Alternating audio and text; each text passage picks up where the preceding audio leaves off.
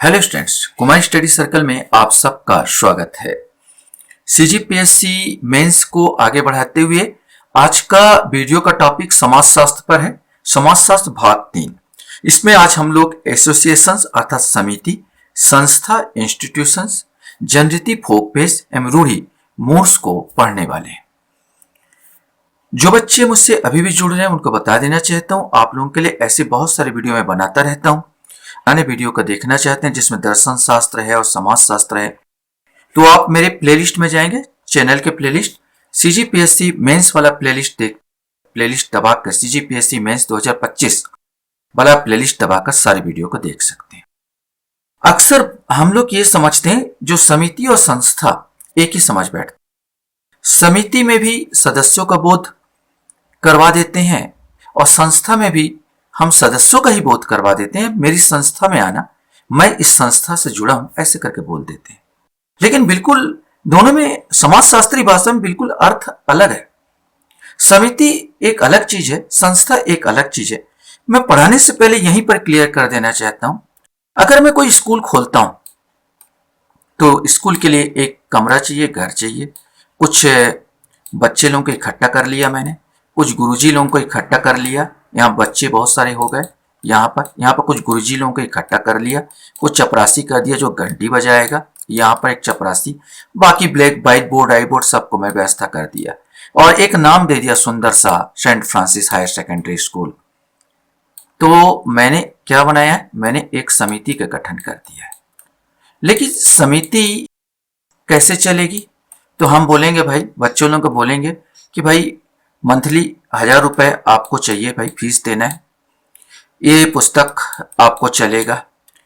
Master लोगों को बोलेंगे कम से कम 45 मिनट पर पीरियड आपको लेना है, 5 पीरियड या 6 पीरियड यहाँ पर होंगे, आधी छुट्टी इतने समय में होगी। इस प्रकार चपरासी बोलेंगे इतने समय में आपको घंटी बजाना है।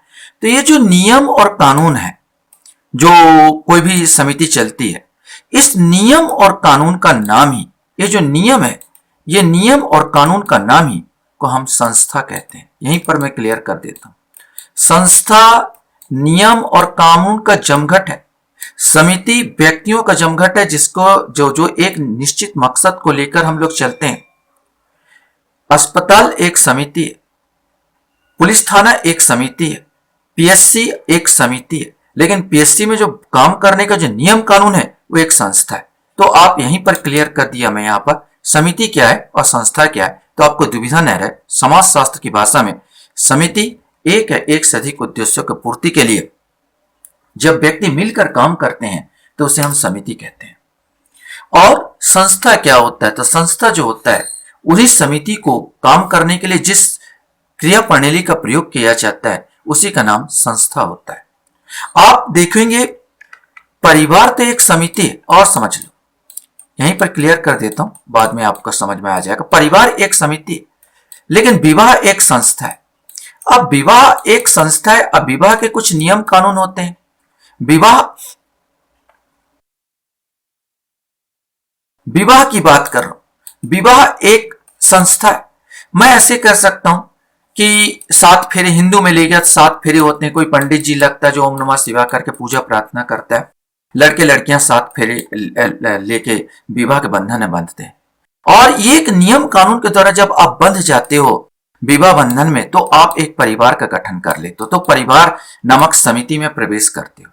और परिवार में समिति में जब प्रवेश करते हो, संस्था का काम खत्म हो गया, आपका विवाह करवा दिया, विवाह उसने करवा दिया आपका, और ये अब बचा क्या, परिवार। अब समिति में आप प्रवेश कर जाते हो, परिवार में प्रवेश कर जाते हो। रोज परिवार में जाने के बाद सुबह उठ के नहीं बोलते कि चलो फिर से विवाह करना है और फिर से 7 फेरे लेना है, रोज नहीं करते आप।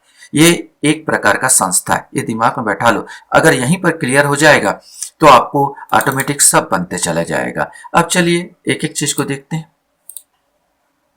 अब समिति एसोसिएशंस कहते हैं, जिसमें विचार पूर्वक बनाया गया संगठन होता है, कोई ना कोई एक निश्चित उद्देश्य होता है। हाँ, मैं अक्सर देखता हूं कि लड़के लोग परिभाषाएं नहीं रटते और जो पूछा जाता है परिभाषा लिखते ही नहीं है।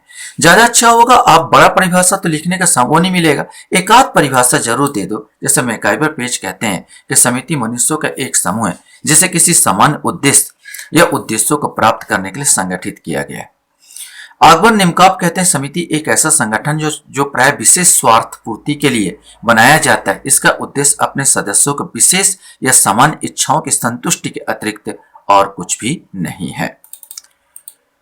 समिति के अब जो होगा विशेषता देखोगे तो आंख मूंझ के बना सकते व्यक्तियों का समूह होता है, विचार पूर्वक स्थापना होता है, चाहे पुलिस स्टेशन हो, चाहे स्कूल हो, चाहे कॉलेज हो, यहाँ पर चाहे पीएससी वाला संगठन हो या सरकार ही गठन कर रहे हो, ये विचार पूर्वक सब समितियां नियमों पर आधारित होती है। समिति हो संस्था ना हो तो हो ही नहीं सकता। अस्थायी प्रकृति होती है, अर्थात आपका उद्देश्य कंप्लीट हुआ खत्म हो जाता है। यह अस्थायी प्रकृति होती है अक्सर, लेकिन जो संस्था होती है वो लंबा चलता है। साध्य न होकर साधन, भाई स्कूल जाना आपका साधन है, उसके मार्फत आप कुछ और प्राप्त करना चाहते हो, साध्य नहीं है आपका। कॉलेज जाना आपका साधन है, यहाँ पर पीएससी में आप फाइट करते हो तो एक साधन है।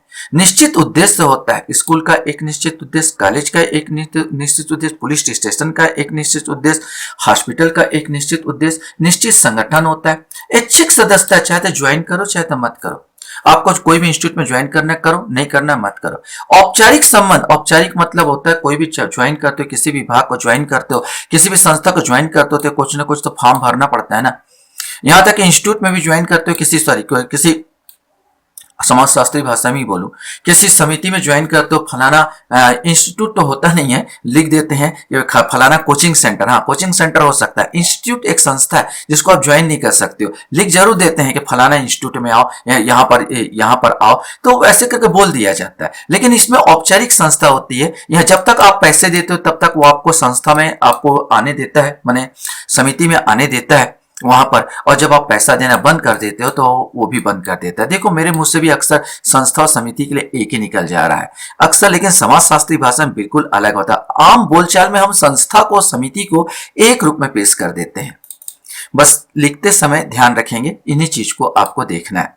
अब संस्था इंस्टीट्यूशन बात करें तो मैंने कहा था कि ये नियम और कार्य प्रणाली है। जैसे विवाह एक संस्था है, शिक्षा प्रणाली एक संस्था है, नियम एक संस्था है, विधि विधान एक संस्था है। एक परिभाषा दे सकते हो, ये संस्थाएं सामूहिक क्रिया की विशेषताएं व्यक्त करने वाली कार्य प्रणाली के स्थापित स्वरूप अथवा व्यवस्था कहते हैं। देखो मैकाइवर पेज कार्य प्रणाली याद नहीं होता इतना, यहाँ तो मैकाइवर पेज एक ही चीज को याद कर लो यार, और जरूरी नहीं एक चीज याद रखना, बस उसके सेंस को समझ लो कि मैकाइवर पेज क्या कहता है। मैकाइवर पेज कहता है संस्था सामूहिक क्रिया में विशेषता व्यक्त करने कार्य प्रणाली, बस देखो कार्य प्रणाली पर जोर देता है। आप कुछ भी लिख सकते हो, मैकाइवर पेज के अनुसार संस्था कार्य प्रणाली की व्यवस्थित संगठन है तो भी आपको सही दिया जाएगा। सब जरूरी नहीं कि हूबहू आप याद करके बैठे रहो। आगमन नियम का कुछ आधारभूत मानवीय आवश्यकताओं की संतुष्टि हेतु संगठित एवं स्थापित प्रणालियां सामाजिक संस्थाएं हैं। देखो संस्था की विशेषता आ जाएगा तो देखो संस्था के हम बार बार बोले संस्था नियम और कानून है, इसके सदस्य नहीं बना जा सकता। संपूर्ण सांस्कृतिक व्यवस्था में संस्था एक इकाई के रूप में काम करता है। पूरे संस्कृति के हिंदू संस्कृति की बात किया जाए तो उसमें बहुत सारे नियम प्रणाली होती है, ये सब संस्था के अंतर्गत आ जाते हैं। अधिक स्थायित्व होता है।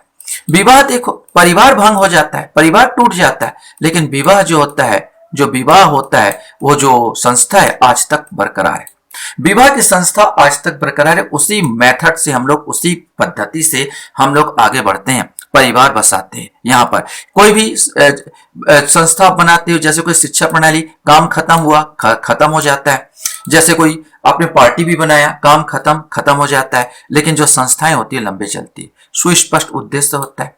सांस्कृतिक उपकरण जैसे भवन, फर्नीचर होता है। हमारे हिंदू में ओम का प्रयोग होता है। ये सांस्कृतिक वो है, सांस्कृतिक उपकरण है, एक प्रतीक है। ओम वास्तव में एक प्रतीक के रूप में रहता है।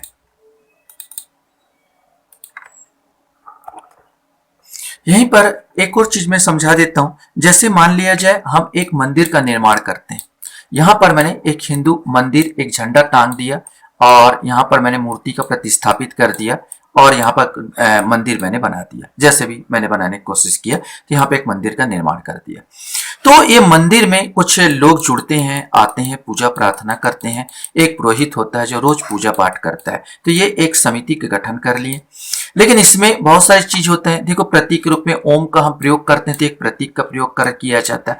झंडा का प्रयोग करते हैं तो एक प्रतीक का प्रयोग किया जाता है। यहाँ पर इसमें जिस प्रकार मंदिर में होगा तो कोई एक निश्चित ढांचा होगा, कुछ मूर्तियां होगी, मूर्ति को प्रतिस्थापित किया जाता है। तो उसी प्रकार सांस्कृतिक उपकरण, कुछ घंटी होती है जिसको बजाते हैं, टन टन टन टन घंटी यहाँ पर सामने लटकती है घंटियां, उसको बजाते हैं। शंख का प्रयोग किया जाता है हिंदू में, धूप काठी का प्रयोग किया जाता है। देखो, ये सब के सब जो धूप काठी का प्रयोग कर रहे हैं, एक निश्चित पद्धति से पूजा कर रहे हैं, एक मंत्रोच्चारण कर रहे हैं, ये सब के सब संस्था है, ये इंस्टीट्यूशंस है।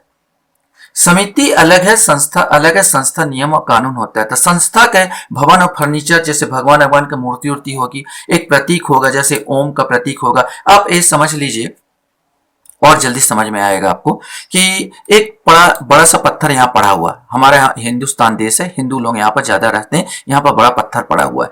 जब तक पत्थर था लोग पत्थर मानते रहे, लेकिन उस पत्थर को एक पीपल पेड़ के नीचे प्रतिस्थापित कर दिया गया और उसको गेरू रंग से पोत दिया गया। मैंने आपने उसको पोत दिया, अब देखो वो प्रतीक बन गया। अब वो भगवान का प्रतीक हो गया, या तो बजरंग बली बन गया, कोई और भगवान बन गया, और लोग उसमें मत्था टेकने लगेंगे।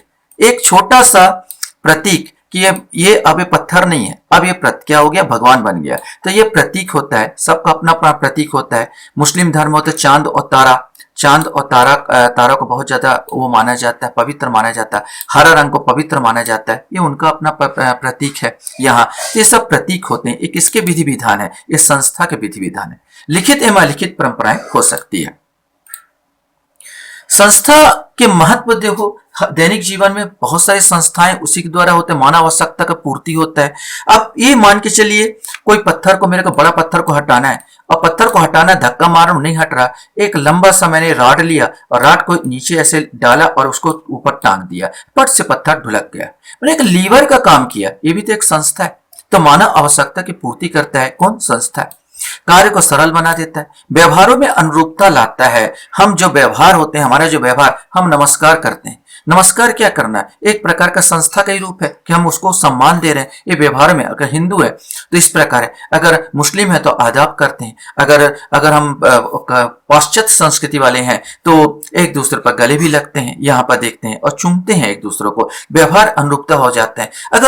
अगर दक्षिण अफ्रीका में होते तो मसई जनजाति अगर होते तो एक दूसरे पर थूक दिए होते।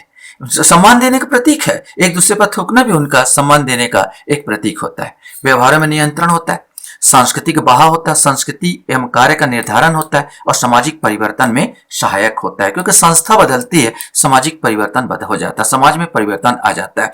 आज आपने देखा होगा कि लिविंग रिलेशनशिप्स की बहुत बातें होती है। बिना संस्था के, बिना विवाह के जब आदमी रहता है, उसको लिविंग रिलेशनशिप जो आज मान्यता मिल चुकी है, मिल गया बोला जाए तो, लोग रहने लगे हैं यहाँ पर, तो विवाह नामक संस्था की जरूरत नहीं पड़ रही। समाज में बदल आ रहा है, समाज परिवर्तित हो गया भाई, समाज बिल्कुल बदल सा गया है। मैंने एक चीज, संस्था जब थोड़ा सा हटता है, अभी भी नहीं हुआ लेकिन कुछ हटता जा रहा है यहाँ पर, तो समाज बदलता है। संस्था बदलती तो समाज भी बदलती है। समिति और संस्था में आसानी से अब अंतर कर लोगे यार, तो एक होता है व्यक्तियों का समूह, और इसमें व्यक्तियों का कार्य प्रणाली होता है। ये एक मूर्त व्यक्तियों के रूप में आप देख सकते हो, ये अमूर्त है। नियम कानून को कहाँ देखोगे? घंटी भंटी को देख सकते हो, लेकिन उसमें जो हमारा जो आस्था है उसको थोड़ी देख सकते हो। तो ये अमूर्त होता है, ये कृत्रिम संगठन होता है, और ये स्वतः विकास होता है इसका। संस्था ऑटोमेटिक विकास हो जाता है, ऐसे ही विकास हो जाता है। आप एक सिंपल से एक संस्था की बात करूं, जनरीति से ही स्टार्ट होता है। आप सुबह उठते हो और मुंह धोते हो, सुबह उठते हो मुंह धोते हो, किसने स्टार्ट किया होगा? अनुमानतः मान के चले हम लोग मांसाहारी रहे होंगे, और मुंह में क्या होता होगा, सब मांस अंश फंस जाया करते होंगे। किसी व्यक्ति के दिमाग में आया, एक डंठल तोड़ा, उसको इधर उधर मुंह में घिसा, इधर घुस का कुल्ला कर दिया, उसका पूरा पूरा निकल गया। अब उसको अच्छा लगा यार, तो फट से निकल जाता है। तो अब क्या किया, रोज करने लगा, देखा देखी दूसरे लोग भी करने लगे। वाह, ये तो अच्छा काम है यार, सुबह सुबह उठो और मुखारी लो, और यहाँ पर मुंह मारो, इधर मुंह मारो, कुल्ला करो, निकल गया सब के सब। ऑटोमेटिक सब के सब जब अपना लिए, तो रोज सुबह उठ के हम क्या करते हैं, मुंह धोते हैं, या कुल्ला करते हैं, या साफ करते हैं, दांत साफ करते हैं। आज एक जनरीति बन गई, और यही जनरीति कालांतर में क्या बन जाती है, संस्था बन जाती है। तो ऐसे विकास नहीं होता, धीरे धीरे इसका विकास होता है। तो इसका स्वतः विकास होता है, कोई जानबूझ कर विकास नहीं होता। यह अस्थायी होती, संस्था तो स्थायी होती है, आज भी है, कल भी है, और परसों भी रहेगी। जैसे शिक्षा प्रणाली, स्कूल बदल जाएंगे, लेकिन शिक्षा प्रणाली वही रहेगी, चाहे वो द्रोणाचार्य पढ़ा रहा हो चाहे मैं पढ़ा रहा हूं, शिक्षा प्रणाली वही है, वही चीजों वो नहीं बदली, बस वो इंस्टीट्यूट सॉरी समितियां बदलती जाए, एसोसिएशन बदला, इंस्टीट्यूट नहीं बदला, वो जस की तस है। एक नाम होता है संस्था का, आर्य समिति एक समिति है, वहां पर एक नाम है उस चीज का, या बोल दिया जाए फलाना रेलवे स्टेशन एक समिति है, या फलाना पुलिस स्टेशन एक समिति है, इसका एक प्रतीक होता है। अगर ओम कर दिया जाए तो हिंदुओं का प्रतीक बन जाता है, झंडा गाड़ दिया जाता है हिंदुओं का प्रतीक बन जाता है, चांद और सूरज कर दिया मुस्लिमों का प्रतीक बन जाता है। व्यक्तिगत इसमें हित होता है और संस्था में सामूहिक हित होता है, सबके लिए इंपॉर्टेंट है, सबके लिए हो जाता है, चाहे विवाह प्रणाली हो चाहे शिक्षा प्रणाली हो। सदस्यता इसकी होती है, और इसकी सदस्यता क्योंकि नियम प्रणाली है इसलिए सदस्यता तो हो ही नहीं सकती।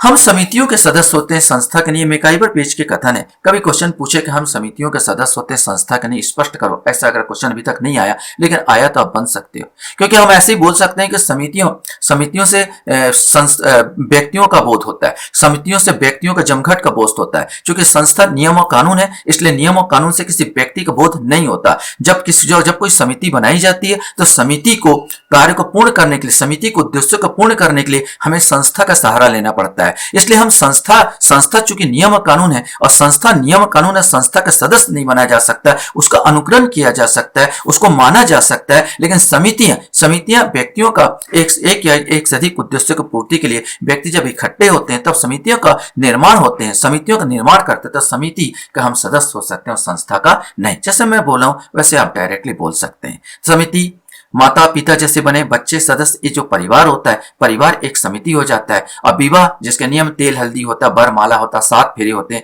ये नियम कानून होते हैं, और नियम कानून कोई सदस्य नहीं बनते भाई। ठीक, अब आता है जनरीति। जनरीति नाम से स्पष्ट हो जाता है, जनता की रीति, जन धन रीति, जनता की रीति, जो जनता की रीति है, जनता अपनाता है, उसी को जनरीति कहते हैं। ग्राहम समनर ने 1906 में इसको विकसित किया था। इनके पुस्तक का नाम है फोकस, जिसमें जनरीतियों को बताया था। जनरीति मतलब ये होता है, जैसे आपने सोचा, सिंपल सी बात है, आप कोई आता है तो आप फट से नमस्कार करते हो, क्या है? जनरीति है। यहाँ पर रोज बोलना नहीं पड़ता, रोज आप जाते मुंह धोते हो, क्या है? जनरीति है। रोज आप नहाते हो, क्या है? जनरीति है। एक निश्चित ढंग से कपड़े पहनते हो, क्या है? जनरीति है। जनरीति जो है, जनरीति आगे बढ़ के उसका प्रथा का रूप ले लेती है। अब जनरीति आगे बढ़ के प्रथा ही आगे बढ़ के रूढ़ी बन जाती है, रूढ़ी आगे बन के फिर यह संस्था का रूप ले लेती है। तो सबसे पहले जो आता है, जो जनता के आदत बन जाती है, बोला जाए तो एक प्रकार की जनता की आदत है जो रोज करती है, इसको जनरीति कहा जाता है। मैकाइवर पेज कहते हैं जनरीति समाज में मान्यता प्राप्त और स्वीकृत व्यवहार का प्रथा विषय है। माने जनरीतियां समाज के मान्यता प्राप्त तथा स्वीकृत व्यवहार की प्रथा है, लिख दो ज्यादा अच्छा है, प्रथा है, इस प्रकार कहते हैं। जनरीतियां माने समाज में मान्यता प्राप्त होनी चाहिए, और समाज में मान्यता प्राप्त है तो इसको जनरीति हो जाता है। मैंने कहा था मसई जनजाति एक दूसरे को सम्मान देने के लिए एक दूसरे पर थूक देते हैं। आप थूक के देखो, मारपीट लग जाएगी। तुम बोलो मैं तो सम्मान दे रहा था, देखो सम्मान दे के फिर वहां पर। मेरे यहां पर नहीं चलेगा क्योंकि मेरे यहां मान्यता नहीं है, वहां पर मान्यता है, वहां पर चल रहा है। तो एक प्रकार का बोला जाता है जनरीति, मान्यता भी जरूर होती है। ग्रीन कहता है जनरीतियां कार्य करने की वे विधियां जो एक समाज या समूह में समान रूप से पाई जाती है तथा एक पीढ़ी से दूसरी पीढ़ी की क्या होती है? हस्तांतरित होती है। विशेषता वो है व्यवहार करने की, ये क्या होती है? विधियां होती है। प्राकृतिक शक्तियों का समान कार्य करती है। प्राकृतिक शक्तियों का समान इस प्रकार समझ सकते हो कि यार हम सुबह उठ के हमको बोलना नहीं पड़ता, हम मुंह धोने चले जाते हैं, ऐसा लगता है ये आदत बन गई। एक प्राकृतिक, जैसे प्राकृतिक शक्ति होती, बाढ़ आती है, आंधी तूफान, उस प्रकार हमारा भी आता है। हम बिना नहाए नहीं रह सकते। 90% लोग नहाते हैं यहाँ पर। तो आप देखते हैं जन्म स्वतः हो जाता है। कोई पर्टिकुलर नहीं बोला कि मैंने इसको बनाया। किसने बोला नमस्कार करना सिखाया? किसने आदाब करना सिखाया? यहाँ पर बताइए ना, वो तो ऑटोमेटिक होता चला जाता है, हो रहा है। मानव व्यवहार पर नियंत्रण करता है, पीढ़ी दर पीढ़ी हस्तांतरण होता, हम एक दूसरे को सिखाते चले जाते हैं। इसमें समूह कल्याण की भावना होती है, कहीं लिखा नहीं मिलेगा। समय के साथ परिवर्तन हो जाता है। अब समय के साथ परिवर्तन आप ऐसा समझ लीजिए कि आज जैसे कोई मोटरसाइकिल से जा रहा है, अब कोई मोटरसाइकिल से जा रहा है, कोई उसका सम्मानी व्यक्ति आ गया तो सामने वाला क्या होता है? छोटा सा टिटका टाइप का अपना गर्दन को हिला देता है कि नमस्कार सर। अगर वो नमस्कार करने लगे, हाथ छोड़ के नमस्कार करने लगे, तो उसका तो नमस्कार हो जाएगा ना। तो यहाँ पर तो समय समय के साथ परिवर्तन होता है। आप लोग जीन्स पहनते हो, कड़ा कड़ा जीन्स पहन, झुकते ही नहीं बनता और बस ऐसे करके मोगेम्बो खुश हुआ करके हाथ आगे बढ़ा देते हो कि प्रणाम, जबकि पूरा पैर छूते ही नहीं हो। समय के साथ परिवर्तन हो गया। यहाँ पर घूंघट प्रथा हुआ करता था, अब खत्म होता चला जा रहा है। समय के साथ परिवर्तन है। असंगठित है, इसमें कोई संगठन नहीं पाया जाता है। महत्व है, मानव आवश्यकता की पूर्ति करता है, समाज में एकरूपता लाता है, मानव व्यवहार को सरल बना देता है, समाज का नियंत्रण है, समाज के बारे में जानकारी देता है, संस्कृति हस्तांतरण में सहायक होता है। लोकाचार रूढ़ियों को भी देख लेते हैं। इसका भी प्रयोग समनर ने ही किया था। ऐसे व्यवहार जिनमें समूह कल्याण की भावना होती है उसी को लोकाचार रूढ़ियां कहते हैं। एक बात बता दूं, जो जनरीतियां होती है, जब जनरीतियों में दबाव ज्यादा हो जाता है कि आपको करना ही पड़ेगा यहां पर, तो रूढ़ी बन जाती है। जैसे हमारे हिंदू समाज में मैं कहूं कि आपको अपने ही जाति से विवाह करना होगा, पहले तो जनरीति रहा होगा लेकिन अपने ही जाति से विवाह करना होगा, ऐसे करके जो दबाव बनाया जाता है यहां पर, तो वास्तव में वो रूढ़ी बन जाती है कि अपनी ही जाति से मुझे विवाह करना, एक प्रकार का रूढ़ी है। यहाँ अब जब समझ में आ जाएगा कि जनरीति ही आगे बढ़कर क्या बन जाती है, रूढ़ी बन जाती है। समनर कहते हैं जब जनरीतियों में औचित्यपूर्ण जीवन यापन का दर्शन एवं कल्याणकारी जीवन के नीति का समावेश हो जाता है तब वे लोकाचार हो जाता है। मैकाइवर पेज कहते हैं जब जनरीतियां अपने साथ समूह कल्याण की भावना एवं उचित अनुचित के विचार जोड़ लेती है तो लोकाचार परिणत हो जाती है। कोई भी एक आध परिभाषा आप इसको डाल सकते हो। मैकाइवर पेज का तो मैकाइवर पेज, समनर का तो समनर का डाल सकते हो। बस इतना बता दूं कि जनरीतियां ही आगे बढ़कर लोकाचार बनती है।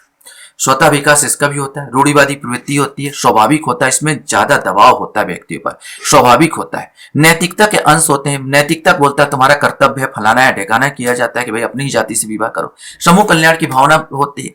अनौपचारिक सामाजिक प्रतिमान होता है, कोई लिखा पढ़ी नहीं होता, अनौपचारिकता से सामाजिक प्रतिमान है और सामाजिक नियंत्रण के ये साधन है और इस प्रकार हम समाज में क्या करते हैं, नियंत्रण लाते हैं।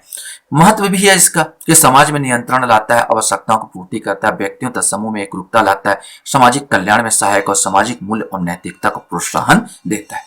अब देखते हैं इसमें किस प्रकार क्वेश्चन बनेंगे। आपसे बन सकता है समिति का क्या तात्पर्य है, समिति की विशेषता लिखो, संस्था किसे कहते हैं, संस्था का महत्व बताइए, समिति में संस्था में अंतर लिखिए, स्पष्ट करें कि समिति के सदस्य हो सकते हैं संस्था के नहीं, ऐसे क्वेश्चन बन सकते हैं। जनरीति का अर्थ बताइए, लोकाचार से आप क्या समझते हैं, ऐसे करके बहुत सारे क्वेश्चन है, छोटे छोटे 30-30 शब्दों को आप देख सकते हो। एक बार समझ जाओ ना भाई तो आपको आसानी से ना अपने से आप लिख सकते हो, उसमें बहुत ज्यादा कोई कठिन नहीं है। आशा करता हूं ये वीडियो आपको अच्छा लगा होगा। आप लोग मेरे वीडियो को वॉच करते इसलिए धन्यवाद। Thank you very much.